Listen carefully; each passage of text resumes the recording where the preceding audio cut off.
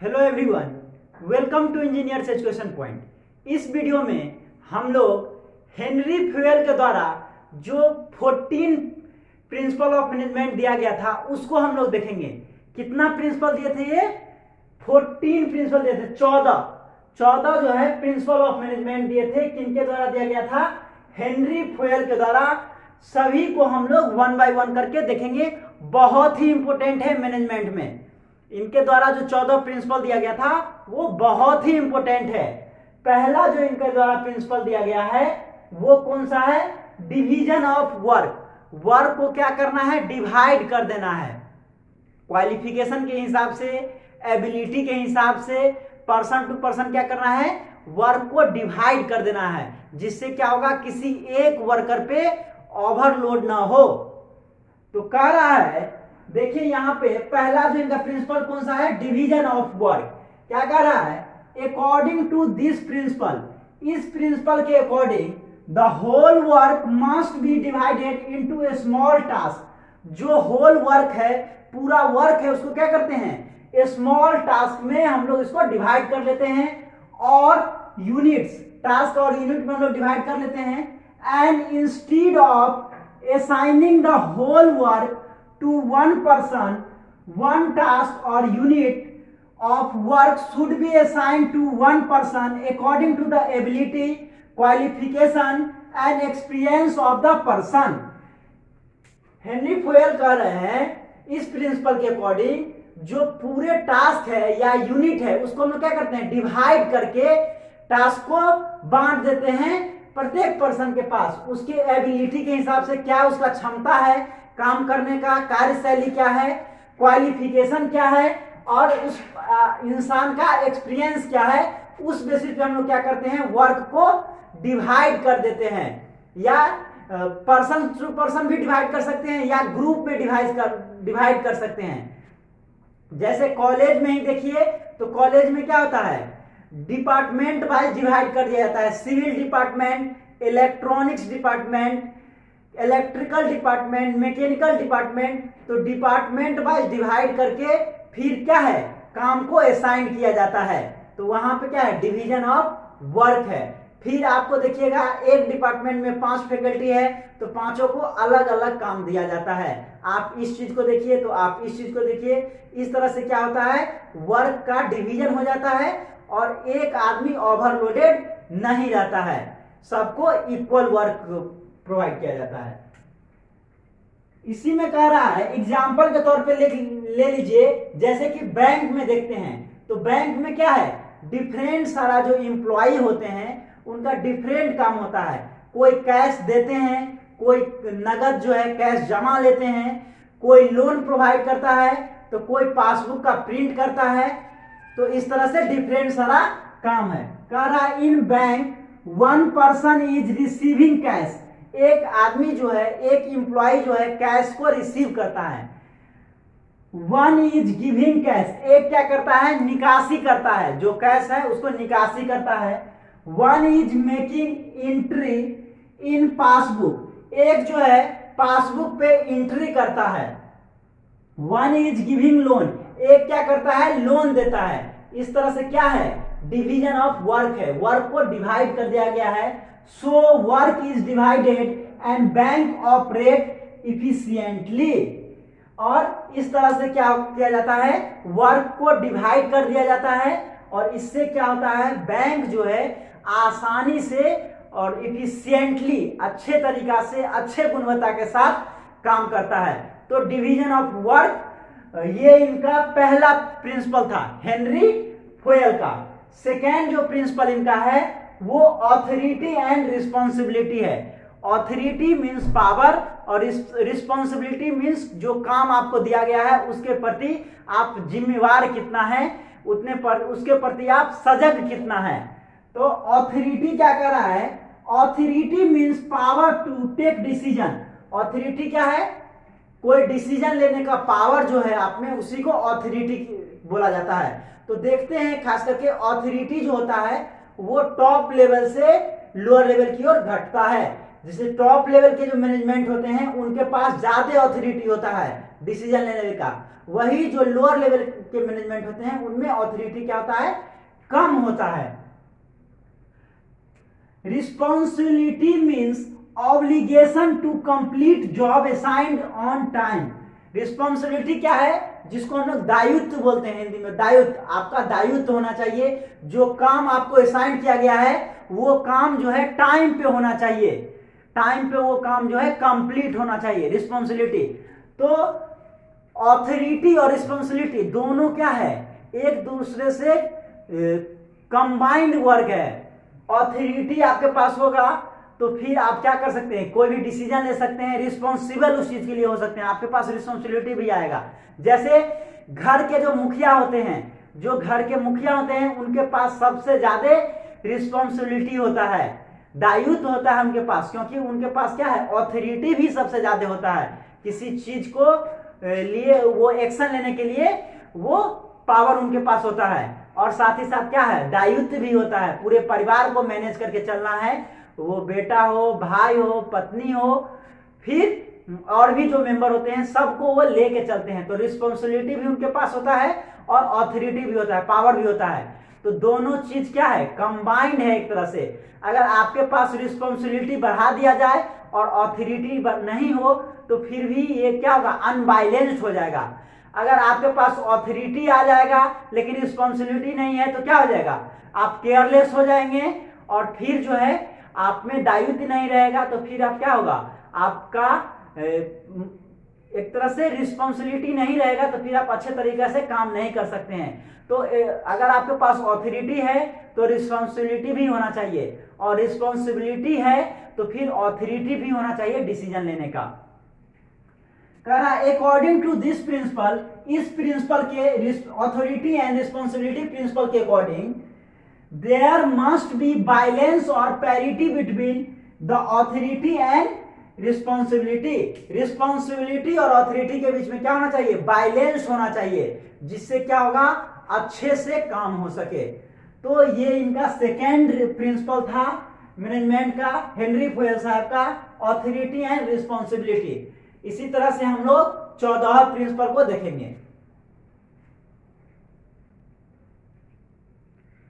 अब देखिए तीसरा प्रिंसिपल जो है हेनरी फुएल के द्वारा, वो कौन सा है, डिसिप्लिन है। तीसरा क्या है, डिसिप्लिन है, और चौथा फिर क्या है, यूनिटी ऑफ कमांड है। तो सबको हम लोग बारीकी से वन बाय वन करके समझते हैं। तो डिसिप्लिन, आप कहीं पे भी हो तो डिसिप्लिन बहुत ही मैटर करता है। डिसिप्लिन करने का मतलब क्या है, जो रूल्स एंड रेगुलेशन होता है उसको फॉलो करना। तो यहां पे देखिए क्या कर रहा है, discipline refers to following code of conduct, rules regulation of employment agreement. जब आप ऑर्गेनाइजेशन को ज्वाइन करते हैं, कंपनी को ज्वाइन करते हैं, तो उसका क्या होता है, एम्प्लॉयमेंट एग्रीमेंट होता है। एक एग्रीमेंट, बहुत सारा रूल रेगुलेशन होता है, उसका एग्रीमेंट बनाया जाता है जिसपे आपको साइन करना रहता है। तो वो कंपनी का जो एम्प्लॉयमेंट एग्रीमेंट है जिसमें रूल्स एंड रेगुलेशन आता है, उस रूल्स एंड रेगुलेशन को आपको फॉलो करना पड़ेगा। और फॉलोइंग कोड ऑफ कंडक्ट, जो कंपनी है, जो ऑर्गेनाइजेशन है, उसका कोड ऑफ कंडक्ट होता है, उस चीज को आपको फॉलो करना पड़ेगा। उसके बाद कह रहा है good superior at all levels, सभी लेवल पे जो है, मींस अगर आप कंपनी में एम्प्लॉय हो या फिर मैनेजर हो, फिर या एडमिनिस्ट्रेटर हो, सब क्या हो, सबके लिए डिसिप्लिन क्या है, इक्वल है। अगर कंपनी 10 बजे खुल रही है तो सभी को क्या है, 10 बजे प्रेजेंट होना है। जैसे स्कूल में करते थे, स्कूल में अगर 8 बजे स्कूल खुलती थी तो 8 बजे में न केवल स्टूडेंट आएगा, टीचर भी आएगा, प्रिंसिपल भी आएंगे, सब आएंगे उसी टाइम में। तो जो डिसिप्लिन होता है वो सबके लिए फॉलो होता है। Clear and fair agreement among subordinate and superior, यही चीज हो गया। क्लियर और फेयर एग्रीमेंट होना चाहिए, मींस जो वर्कर है उनके बीच में, जो मैनेजर हैं वो, जो एडमिनिस्ट्रेटर हैं वो, सबके बीच में फेयर होना चाहिए। मींस ये नहीं वर्कर का कभी भी आ रहे हैं, मैनेजर कभी आ रहे हैं, फिर एडमिनिस्ट्रेटर कभी आ रहे हैं, तो वो अनफेयर हो जाएगा। सभी के लिए क्या हो गया, फेयर होना चाहिए, इक्वल टाइम होना चाहिए, एक टाइम होना चाहिए, हाँ इस टाइम में हो, या रूल्स एंड रेगुलेशन सबके लिए होना चाहिए। वर्कर के लिए रूल रेगुलेशन है तो मैनेजर के लिए भी रूल रेगुलेशन होना चाहिए। Meeting commitment at all level, सभी लेवल पे जो है कमिटमेंट होना चाहिए, आपको एक कमिटमेंट होना चाहिए, एक रूल्स एंड रेगुलेशन होना चाहिए जिसको वो फॉलो कर सके। जुडिशियस एप्लीकेशन ऑफ पेनाल्टीज, और अगर गलती करते हैं, कोई जानबूझकर डिसिप्लिन को भंग करते हैं, रूल्स एंड रेगुलेशन को तोड़ते हैं, तो उसको क्या होगा, कानूनी तौर पे पेनाल्टी देना पड़ेगा। पेनाल्टी में हो सकता है आपका वेतन कट जाएगा, हो सकता है आपको 2 दिन के लिए सस्पेंड कर दिया जाएगा, या हो सकता है आपका प्रमोशन रोक दिया जाए। तो इस तरह का पेनाल्टी आपको किसी ऑर्गेनाइजेशन या कंपनी में दिया जाता है। वही जैसे हम लोग अगर स्कूल में पढ़ते थे तो स्कूल में किस तरह का पेनाल्टी हम लोग को देना पड़ता था, हम लोग को मार खाना पड़ता था। अगर हम लोग डिसिप्लिन को नहीं मानते थे, रूल्स एंड रेगुलेशन को विपरीत काम करते थे, तो हम लोग को क्या है, पेनाल्टी के तौर पे हम लोग को मार खाना पड़ता था। वही कंपनी में तो आपको मार नहीं लगेगी, लेकिन कानूनी तौर पे आपको क्या होगा, पेनाल्टी देना पड़ेगा। वो हो सकता है आपका जो सैलरी है वो काट लिया जाए, या आपका प्रमोशन रोक दिया जाए, इस तरह का पेनाल्टी आपको पे करना पड़ेगा। चौथा जो है वो यूनिटी ऑफ कमांड है। यूनिटी ऑफ कमांड का मतलब क्या हो गया, जो आप अगर वर्कर हैं तो आपके ऊपर जो है एक बॉस होना चाहिए। ये नहीं जो आपको इंस्ट्रक्शन देने वाले 4, 5, 6, 7 इस तरह से हो, एक से ज्यादा सुपीरियर आपसे होगा, एक से ज्यादा बॉस आपको होगा, तो फिर आप कंफ्यूज कर जाएंगे जो कौन सा काम करे कौन सा काम ना करे। वही कह रहा है according to this principle, means according to unity of command principle, an employee should receive order from one boss superior and should be accountable to one superior only। कह रहा है यूनिटी ऑफ कमांड, कमांड जो देगा वो एक ही boss देगा, और एक ही बॉस के लिए आप उत्तरदायित्व हैं। आप अगर कोई चीज करते हैं तो उस बॉस को आप बताइए, उसके लिए उत्तरदायित्व हैं, और एक ही जो है वो आपको कमांड देगा। इससे क्या होता है, जो वर्कर हैं वो और फिर जो आपके सुपीरियर जो बॉस हैं वो, उनके बीच में अच्छा कोरिलेशन होता है, अच्छा बॉन्डिंग होता है। अगर एक ही पर्सन को 2 या 2 से अधिक बॉस मिल जाएंगे, सपोज कीजिए ये वर्कर हैं और इनके ऊपर 2 बॉस हैं, ये बॉस बोल रहे हैं जो आपको क्या करना है, आपको क्वालिटी पे काम करना है, क्वालिटी अच्छे से करना है, टाइम आपको जो भी लगे लेकिन क्वालिटी अच्छा होना चाहिए। यही अगर ये बॉस बोला नहीं, आपको जो है क्वांटिटी पे फोकस करना है, ज्यादा से ज्यादा उत्पाद होना चाहिए, तो ये कंफ्यूज कर जाएगा, ये जो वर्कर है कंफ्यूज कर जाएगा जो हम क्वालिटी पे काम करें या क्वांटिटी पे काम करें। तो एक जो वर्कर है उनके ऊपर क्या होना चाहिए, एक बॉस होना चाहिए जिसको वो फॉलो कर सके, उनके बात को वो ले, और जो काम ये करेगा वर्कर वो उसके लिए जिम्मेवार होगा, उस सुपीरियर के पास जिम्मेवार होगा। तो एक वर्कर के पास कितना होना चाहिए, एक बॉस होना चाहिए। तो चौथा जो है प्रिंसिपल क्या कह रहा है, यूनिटी ऑफ कमांड। तो अभी तक हम लोग क्या देखे, पहला प्रिंसिपल था डिवीजन ऑफ वर्क, दूसरा प्रिंसिपल जो हेनरी फोयल का था वो ऑथोरिटी एंड रिस्पॉन्सिबिलिटी, तीसरा प्रिंसिपल है डिसिप्लिन, और चौथा प्रिंसिपल है यूनिटी ऑफ कमांड।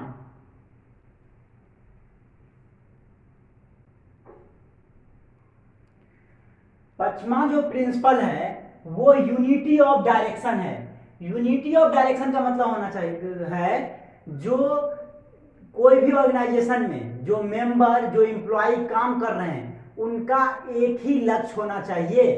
एक ही लक्ष्य होने का मतलब है, जैसे सपोज कीजिए कोई स्टील प्लांट में काम कर रहा है, तो स्टील का मैन्युफैक्चरिंग पे ही फोकस होना चाहिए, उसका और भी जो प्रोडक्शन कैसे होगा, स्टील का प्रोडक्शन कैसे बढ़ाएंगे, मीन्स उसी चीज पे आपको फोकस होना चाहिए।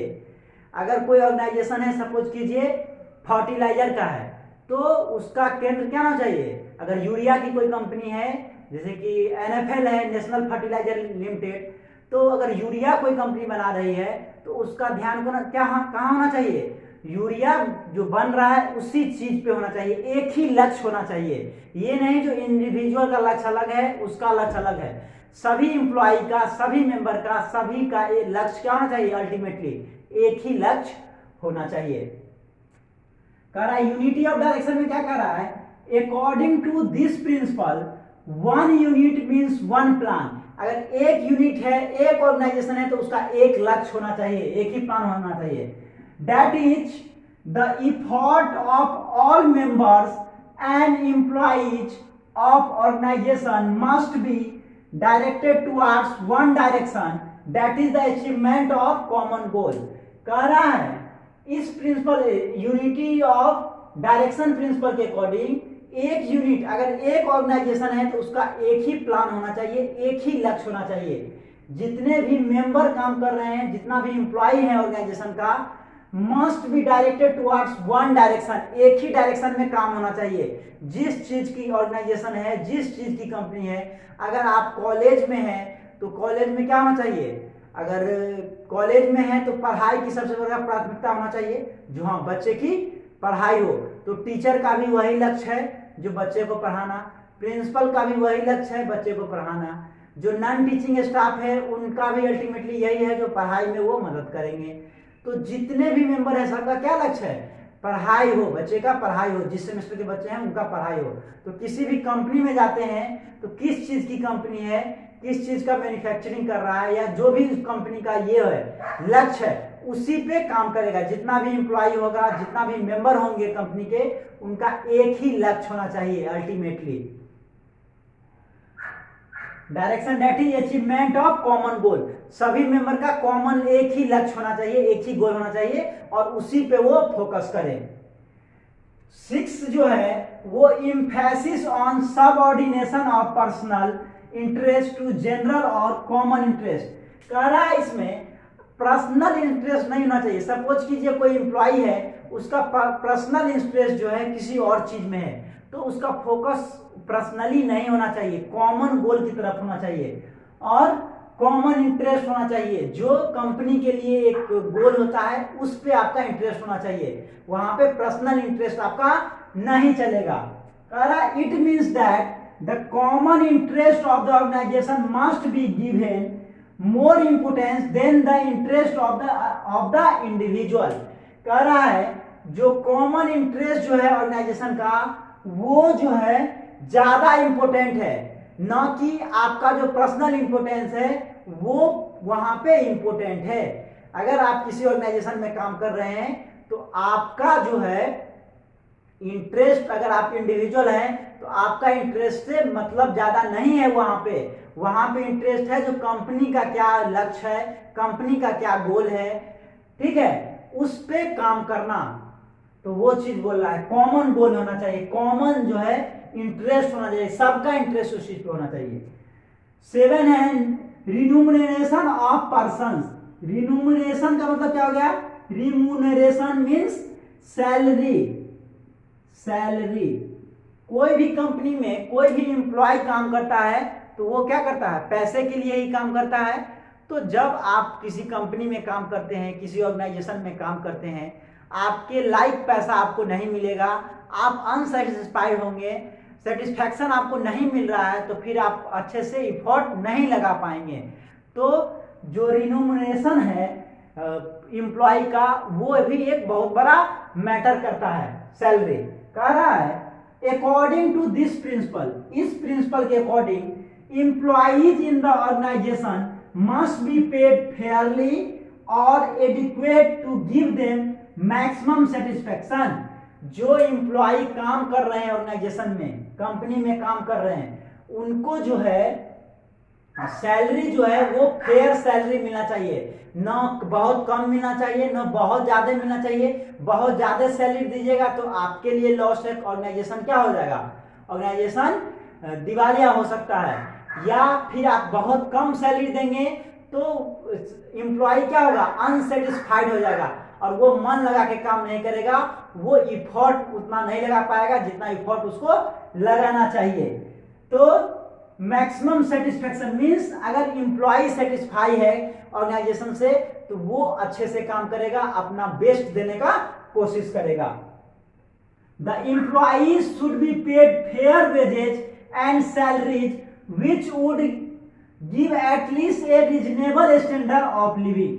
कह रहा है जो एम्प्लॉय है उसको एक फेयर जो है वेज मिलना चाहिए, मींस जो उसका मजदूरी होगा या जो सैलरी है वो एक फेयरली मिलना चाहिए, मींस उचित मिलना चाहिए। फेयरली का मतलब उचित मूल्य उसको मिलना चाहिए। ये नहीं सुबह से शाम तक आप काम करवा रहे हैं उसको 10 रुपया दे रहे हैं, तो ये कहीं से फेयर नहीं है।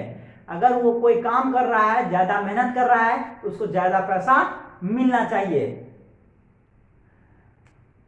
At least reasonable standard of living, जिससे जो है वो एक रीजनेबल स्टैंडर्ड है, रोटी कपड़ा और मकान जो हम लोग बोलते हैं उसको वो एटलीस्ट कम से कम फुलफिल कर पाए, जिससे उसका डिग्निटी भी मेंटेन रहे और वो अपने आप को सेटिस्फाई रखे। अगर एम्प्लॉय आपका सेटिस्फाई है तो फिर वो ऑर्गेनाइजेशन के प्रति 100% देने का कोशिश करेगा। तो ऑर्गेनाइजेशन के भी दिमाग में यह होना चाहिए जो आपका जो एम्प्लॉय है वो आपसे खुश है कि नहीं है। कह रहा at the same time it should be with in the paying capacity of company. अब देखिए किसी एम्प्लॉय को खुश करने के लिए एक दिन वो काम किया, उसको 1 लाख 2 लाख रुपया आप दे दिए, ये डिपेंड करता है किस तरह का काम है उस पे।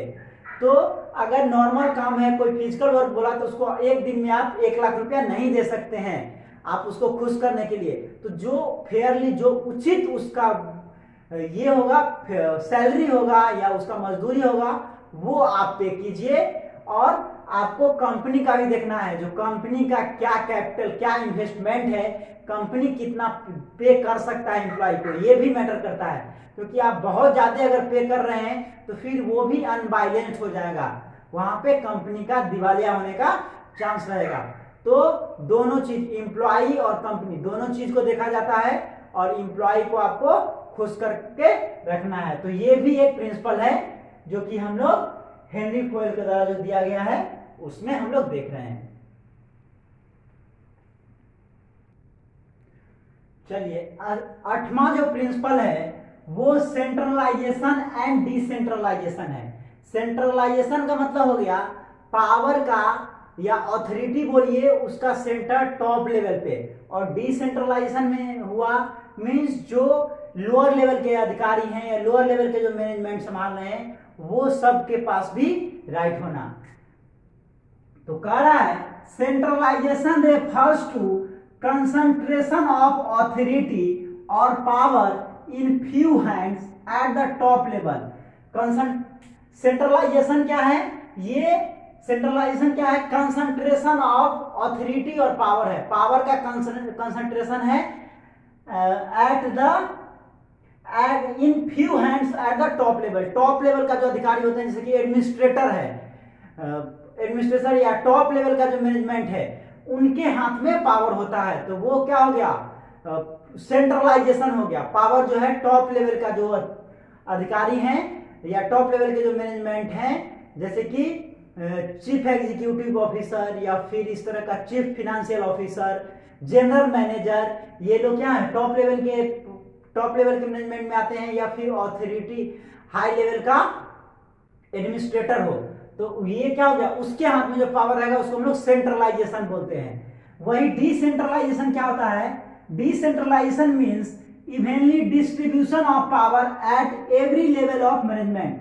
पावर का डिस्ट्रीब्यूशन प्रत्येक लेवल ऑफ मैनेजमेंट में, जैसे कि टॉप लेवल है, मिडिल लेवल है, यहाँ टॉप लेवल हो गया, मिडिल लेवल हो गया, लोअर लेवल हो गया। यहाँ पे जो है इनका भी ये भी अपनी बात को रख सकते हैं, ये अपनी बात को यहाँ पे रख सकते हैं। तो ये क्या हो गया?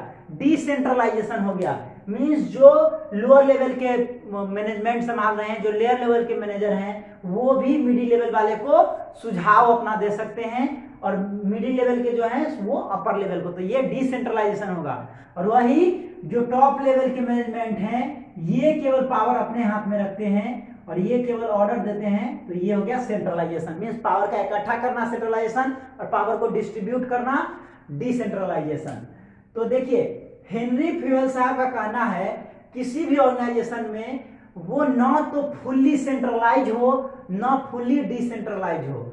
अब देखिए जब फुल्ली सेंट्रलाइज होगा तो क्या होगा, अगर फुल्ली सेंट्रलाइज होगा तो अथॉरिटी या पावर सबसे ऊपर लेवल वाले को होगा, तो जो नीचे लेवल के हैं वर्कर एम्प्लॉय हो या फिर मैनेजर हो उनको लगेगा कि जो मेरा यहाँ पे कुछ रोल ही नहीं है, वो अपने आप को इन्वॉल्व नहीं पाएंगे उस चीज में, तो उनका इंटरेस्ट क्या होगा, कम हो जाएगा।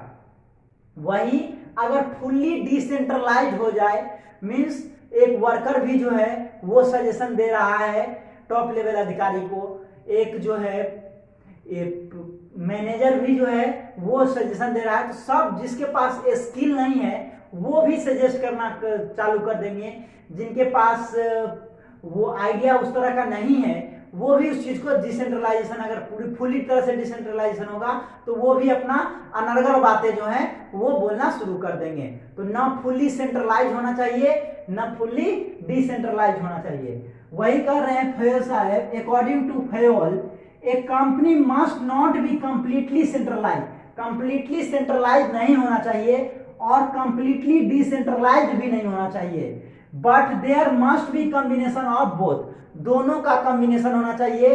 इससे क्या फायदा होगा, जो लोअर लेवल के अधिकारी हैं उन्हें भी लगेगा कि जो हमारा भी वहां पे रोल है, हमें भी पूछ होता है। जैसे कि सपोज कीजिए घर में ही, तो घर के जो मुखिया होते हैं अगर ओनली एंड ओनली वही सब चीज में डिसीजन ले तो बाकी जो मेंबर होते हैं उनको क्या लगेगा, मेरा तो कोई रोल ही नहीं है परिवार में। अगर वही जो मुखिया होते हैं परिवार के वो क्या करते हैं, कोई डिसीजन लेते हैं तो फिर अपने छोटे भाई से भी पूछ लेते हैं, पत्नी से भी सलाह ले लेते हैं, तो वहां पे क्या लगता है, नहीं हम लोग का भी रोल है, तो उस काम में उस वो जो पर्पस है उसमें वो भी इंटरेस्ट ले पाते हैं अदर मेंबर भी। तो कह रहा है must be combination of both depending upon the nature and size of the organisation, ये ऑर्गेनाइजेशन के साइज या उसके नेचर पे डिपेंड करता है, जो फुल्ली सेंट्रलाइज होना चाहिए या फुल्ली डिसेंट्रलाइज होना चाहिए या फिर दोनों का कॉम्बिनेशन होना चाहिए। जैसे अगर छोटा ऑर्गेनाइजेशन है, छोटा कंपनी है, तो वहां पे सेंट्रलाइज पावर चल सकता है, जो एक अधिकारी हैं वो अगर उनके अंदर में 5, 10, 20 लेबर काम कर रहे हैं तो फिर उसको वो इंस्ट्रक्ट कर सकते हैं, तो वो पावर का सेंट्रलाइज वहां पे चल सकता है। लेकिन बहुत बड़ा ऑर्गेनाइजेशन है तो वहां पे दोनों का कॉम्बिनेशन हो तो ज्यादा बेटर है, वो ज्यादा अच्छे से मींस एक अच्छा कोरिलेशन जो है एस्टेब्लिश्ड हो पाएगा टॉप लेवल के मैनेजर और फिर लोअर लेवल के मैनेजर के बीच में। नेक्स्ट है जो नौवां प्रिंसिपल दिए, प्रिंसिपल ऑफ स्केलर चेन और line of authority, means line of authority की बात हो गया, मींस पावर जो होना चाहिए वो ऊपर से नीचे इस तरह से आना चाहिए या नीचे से ऊपर जाना चाहिए। जैसे सपोज कीजिए कॉलेज का एग्जांपल हो तो प्रिंसिपल जो होते हैं उनके पास सबसे ज्यादा पावर होता है, फिर उसके बाद एचओडी होते हैं, फिर लेक्चरर होते हैं, फिर उसके बाद जो नॉन टीचिंग स्टाफ हैं वो होते हैं, फिर जो है इस तरह से पावर का क्या हो रहा है, डिवाइड हो रहा है। तो वही कर रहा है प्रिंसिपल ऑफ स्केलर चेन और लाइन ऑफ ऑथोरिटी, ऑथोरिटी जो है एक स्टेप से गुजरना चाहिए। Scalar chain means line of authority और chain of superiors from highest to lowest rank, means principle का पावर सबसे ज्यादा होगा, फिर एचओडी जो है हेड ऑफ डिपार्टमेंट उसका पावर सबसे ज्यादा होगा, उसके प्रिंसिपल के बाद उनका पावर होगा, फिर लेक्चरर का होगा, फिर नॉन टीचिंग स्टाफ का होगा, फिर जो है इस तरह से पावर जो है नीचे चला जाएगा। Fayol insist that this chain must be followed strictly in the organisation, और फ्यूएल साहब का, हेनरी फ्यूएल साहब का कहना है जो ये जो है चेन रूल जो है लाइन ऑफ ऑथोरिटी है ये किसी भी ऑर्गेनाइजेशन में फॉलो होना चाहिए। सपोज कीजिए कोई ऑर्गेनाइजेशन है और उसमें आपको पावर दिखाना है, तो जैसे सपोज कीजिए कॉलेज का ही एग्जांपल लेते हैं, कॉलेज में प्रिंसिपल हैं, फिर एचओडी होते हैं डिफरेंट डिपार्टमेंट के, लेक्चरर हैं, फिर नॉन टीचिंग स्टाफ है, तो किस तरह से पावर होगा, ये जो है प्रिंसिपल वो किसको आदेश देंगे, एचओडी को देंगे, कोई भी काम है, फिर एचओडी किसको आदेश देगा, एचओडी जो है लेक्चरर को आदेश देंगे, फिर लेक्चरर जो है नॉन टीचिंग स्टाफ को देंगे। ये नहीं, जो अगर फिर बात करना है तो नॉन टीचिंग स्टाफ जो है लेक्चरर से बात करेंगे, लेक्चरर फिर एचओडी से बात करेंगे, एचओडी फिर प्रिंसिपल से बात करेंगे। तो इस तरह से चेन रूल चलता है। ये नहीं, गैप नहीं होना चाहिए, खाई नहीं होना चाहिए एक दूसरे के बीच में। तो इस तरह से होता है। जैसे कि कॉलेज स्कूल का ही बात ले लीजिए, तो स्कूल में एज ए स्टूडेंट, अगर आप एक स्टूडेंट हैं तो वहां पे कोई बात आपको रखना है, कोई बात रखना है तो क्या करते हैं, सबसे पहले आप क्लास मॉनिटर को बताते हैं, जो क्लास का मॉनिटर है उसको आप बताते हैं। क्लास मॉनिटर क्या करेंगे, अपने क्लास टीचर को बताएंगे, जो क्लास टीचर है उनको बताएंगे। क्लास टीचर फिर क्या करेंगे, उस चीज को प्रिंसिपल के पास रखेंगे, फिर प्रिंसिपल क्या करेंगे, उस चीज को जो कॉलेज के डायरेक्टर हैं उनके पास रखेंगे। तो इस तरह से चेन रूल चलता है। ये नहीं एज ए स्टूडेंट आप डायरेक्ट डायरेक्टर को जाके बोलेंगे, आप चेन रूल के थ्रू जाएंगे। आप मॉनिटर को बोलेंगे, मॉनिटर फिर क्लास टीचर को बोलेगा, क्लास टीचर फिर प्रिंसिपल को बोलेंगे, प्रिंसिपल फिर डायरेक्टर को बोलेंगे। तो इस तरह से होता है। तो ऑर्गेनाइजेशन में भी फोयल साहब कहते हैं इस चीज का फॉलो होना चाहिए।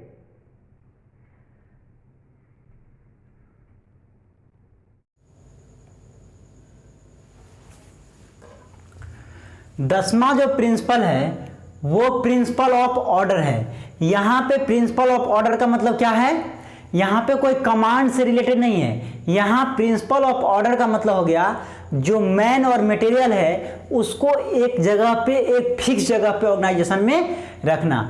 कह रहा है in this principle order does not mean command but it refers to orderly arrangement of man and material that is a fixed place for everything and everyone in the organization।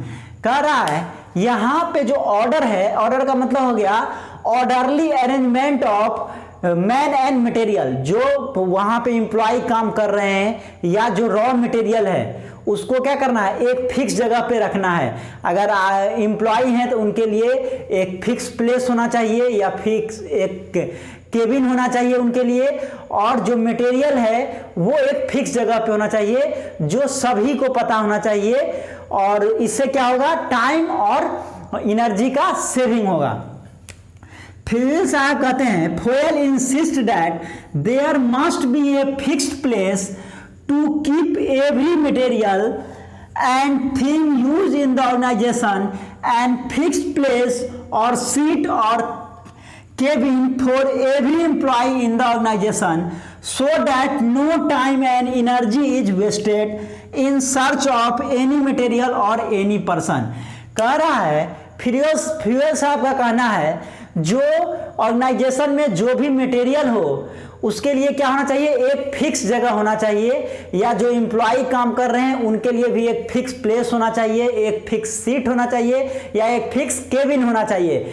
जिससे क्या होगा, आपको उस चीज को खोजने के लिए आपको टाइम और एनर्जी का बर्बादी ना करना पड़े। सब पहले से वेल नोन रहेगा तो डायरेक्ट जाके आप वहां पे स्ट्राइक करेंगे। जैसे कि कॉलेज में ही देख लीजिए, अगर देख रहे हैं बहुत सारा डिपार्टमेंट है, civil department, electrical department, electronics department, mechanical department, department wise बटा रहता है।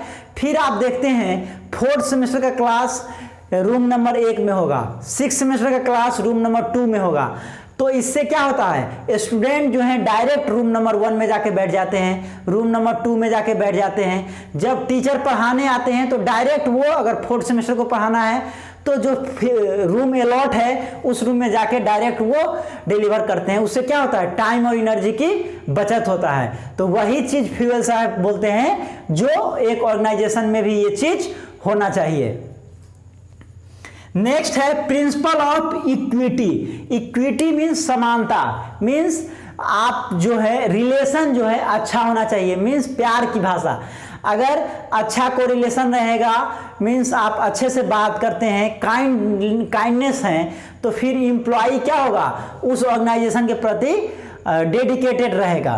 कह रहा है equity refers to kind, fair and just treatment of employees means equity क्या कर रहा है, वो आप जो एम्प्लॉय हैं उसके साथ काइंड हो, मीन्स दयालुपन आपके अंदर हो, फेयर हो, और just treatment of employee means ये नहीं जो किसी एम्प्लॉय को आप ज़्यादा वैल्यू कर रहे हैं, किसी को कम कर रहे हैं, मीन्स अनफेयर नहीं होना चाहिए, फेयर होना चाहिए और काइंडनेस होना चाहिए, मीन्स उसके प्रति आपका अच्छा व्यवहार होना चाहिए, अच्छा स्वभाव होना चाहिए, काइंड हार्टेड होना चाहिए, मीन्स अच्छे से ट्रीट कीजिए।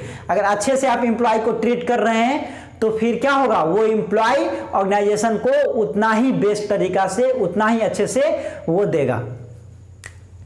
Employees will put their maximum effort only when they are treated with kindness and justice। जब उसके साथ अच्छे से आप व्यवहार करेंगे, उसके साथ जस्टिस होगा, मीन्स अनफेयर उसके साथ नहीं होगा, तो एम्प्लॉय क्या होगा, अपना बेस्ट जो है ऑर्गेनाइजेशन को देगा। देखिए ब्रह्मा जो प्रिंसिपल है हेनरी फुएल साहब का, वो है stability of tenure of personal, means अगर आप कंपनी में काम कर रहे हैं तो आपका जॉब सिक्योर होना चाहिए, सिक्योरिटी होना चाहिए और ज़्यादा ट्रांसफ़र नहीं होना चाहिए। कह रहा है it refers to no frequent termination and transfer, ये नहीं कि जो एक एम्प्लॉय आया 10 दिन काम किया उसको टर्मिनेट कर दिए, फिर एम्प्लॉय आया 1 महीना काम किया उसको टर्मिनेट कर दिए। जितना ज़्यादा दिन आपके ऑर्गेनाइजेशन में अगर एम्प्लॉय काम कर रहा है वो उतना ही अच्छा है, जितना ज़्यादा आपका टर्मिनेशन हो रहा है उतना वो खराब माना जाता है ऑर्गेनाइजेशन के लिए, क्योंकि जब तक रहेगा नहीं ऑर्गेनाइजेशन में, ऑर्गेनाइजेशन को जानेगा नहीं, तब तक क्या होगा, वो बेस्ट नहीं दे पाएगा। तो it refers to no frequent termination and transfer, frequent जो है बार बार तुरंत जो है टर्मिनेशन नहीं होना चाहिए या बार बार ट्रांसफर नहीं होना चाहिए। According to this principle the management must provide the feeling of job security among the employees. कह रहा है इस principle stability of tenure of personal principle के तहत मैनेजमेंट को ये प्रोवाइड करवाना चाहिए एम्प्लॉय को जो आपका जॉब जो है सिक्योर है। जब तक एम्प्लॉय अपने आप को सिक्योर फील नहीं करेगा, उसका जॉब सिक्योर नहीं है, तब तक वो ऑर्गेनाइजेशन के लिए बेस्ट नहीं दे पाएगा। तो जॉब सिक्योरिटी का जो है ये मैनेजमेंट का काम है जो एम्प्लॉय को जॉब सिक्योरिटी प्रोवाइड करे। Employee because with the feeling of insecurity for the job the employees cannot contribute their maximum। जब इनसिक्योर रहेगा, मीन्स सिक्योर नहीं है अपने जॉब के प्रति, मेरा जॉब रहेगा या नहीं रहेगा, मेरा ट्रांसफर यहाँ से वहाँ हो जाएगा, तो इनसिक्योर जब इन बातों से रहेगा तो एम्प्लॉय अपना बेस्ट नहीं दे सकता है। तो मैनेजमेंट को ये चाहिए कि एम्प्लॉय को जो है जॉब सिक्योरिटी प्रोवाइड करे जिससे एम्प्लॉय अपना बेस्ट दे सके। नेक्स्ट जो है प्रिंसिपल वो इनिशिएटिव है। इनिशिएटिव मीन्स आप किसी भी चीज से इनिशिएट करते हैं तो क्या होता है, सेल्फ मोटिवेशन। इनिशिएशन का सबसे बड़ा चीज है सेल्फ मोटिवेशन। किसी भी काम को आप स्टार्ट करते हैं तो आप सबसे पहले सेल्फ मोटिवेटेड होते हैं, उसके बाद उसको स्टार्ट करते हैं। कह रहा initiative refers to taking the first step with self motivation. First step जो आप लेते हैं खुद से मोटिवेट होके, वो क्या हो गया, इनिशिएटिव हो गया। Fuel suggested that employees in the organization must be given an opportunity to take some initiative। Fuel साहब का कहना है ऑर्गेनाइजेशन में जो एम्प्लॉय काम कर रहे हैं उनको जो है मौका देना चाहिए, अपॉर्चुनिटी देना चाहिए कुछ इनिशिएटिव लेने के लिए, ठीक है। In making an executive A plan, वो अपना प्लान बनाए और उसको एग्जीक्यूट करे। इस चीज में मैनेजमेंट को सहयोग करना चाहिए, किसको, एम्प्लॉय को, जो वो इनिशिएट करे, सेल्फ मोटिवेट करके वो अपना प्लान बनाए और उसको एग्जीक्यूट करे। इस तरह से करने से क्या होगा, ऑर्गेनाइजेशन का और भी ग्रोथ होगा। लास्ट है 14th स्पिरिट दी कॉर्प्स। तो ये इंग्लिश का वर्ड नहीं है, ये स्पिरिट दी कॉर्प्स का मतलब क्या हो गया, टीम स्पिरिट। टीम स्पिरिट करने का मतलब हो गया कोई भी काम को टीम में करना। अगर ऑर्गेनाइजेशन में आप काम कर रहे हैं तो एज ए टीम बना के काम करेंगे तो वो ज़्यादा फ्रूटफुल होगा कंपेयर टू इंडिविजुअल। जैसे कि हम लोग जानते हैं, कहा जाता है यूनिटी इज ए स्ट्रेंथ, एकता में बल है। एक लकड़ी है तो उसको आप तोड़ दीजिएगा, दो लकड़ी है तोड़ दीजिएगा, वही एक बंच होगा, गुच्छा में रहेगा तो उसको आप नहीं तोड़ सकते हैं। तो यूनिटी इज ए स्ट्रेंथ, वही प्रिंसिपल यहाँ पे काम करता है। कह रहा है management must encourage and promote team spirit, unity and harmony. कह रहा है मैनेजमेंट को जो है इनक्रेज करना चाहिए, बढ़ावा देना चाहिए टीम स्पिरिट, मींस एक साथ टीम में मिलके काम करने का, ठीक है। यूनिटी, एक साथ स्ट्रेंथ दिखाने का, एक साथ सब मिलके काम करे एक प्लेटफॉर्म पे, और harmony. This will bring coordination and cooperation in organisation. अगर आदमी जो है एक टीम बना के काम करेगा तो उससे क्या होगा, कोऑर्डिनेशन और कोऑपरेशन की भावना आएगा, और सब क्या होंगे, ऑर्गेनाइजेशन के प्रति डेडिकेटेड हो जाएंगे, कोऑपरेशन की भावना आएगा। A manager should replace I with we. Manager जो है आई के जगह पे वी का यूज करें, मीन्स हम लोग मिलके काम करेंगे, ना कि मैं काम कर रहा हूं, मैं बॉस हूं। हम लोग मिलके काम करेंगे, हम लोग मिलके ऑर्गेनाइजेशन को बढ़ाएंगे, हम लोग मिलके इस काम को किए। वी का यूज करें, वो ज्यादा अच्छा होता है। उससे सबको जो है, जितना भी टीम मेंबर हैं, वो टीम मेंबर के सभी को लगेगा जो इसमें मेरा भी सहयोग है, मेरा भी हाथ है, ठीक है। तो जैसे कि आप देखते हैं क्रिकेट टीम का, जब क्रिकेट टीम में देखते होंगे जो अच्छे कप्तान, जो अच्छे लीडर माने जाते हैं, जब वो जीतते हैं तो जीतने का श्रेय जो है पूरे टीम को देते हैं, जो पूरे टीम के सहयोग से हम जीते हैं। इससे क्या होता है, टीम का जो मेंबर हैं उनका मनोबल बढ़ता है, जो मेरा भी नाम लिया गया, मेरा भी उसमें सहयोग है। ये नहीं जो मैंने टीम जिताया है, कभी भी कैप्टन को नहीं देखेगा, जो लीडर होता है इस तरह का भाषण नहीं देगा, वो बोलेगा टीम की मदद से हमने इस मैच को जीता है। तो इस तरह से, तो इस वीडियो में हम लोग जो 14th प्रिंसिपल थे हेनरी फ्यूएल का, उसको हम लोग देखे। Thank you for watching this video, thank you so much.